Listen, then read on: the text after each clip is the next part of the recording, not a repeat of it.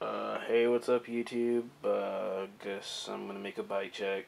I guess another one because I cracked my last butter frame. Right here I got a Colt butter frame. It's D-Hart's signature. Forks are Pitchfork XLTs.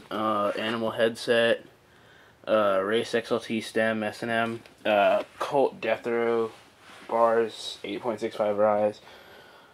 DAT grips, it's like my fifth pair. I love them.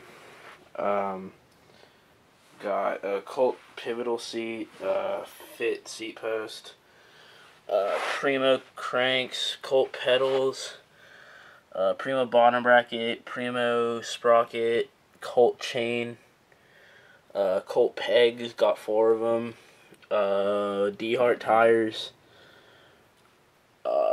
What else? Oh yeah, Primo Remix laced to a Kink Orion rim, and then in the front I got a Demolition Phantom laced to a Kink Orion. Had these wheels for a while too, so holding up good. Haven't had to get them trued yet, so yeah. All right. Think that's it. Later.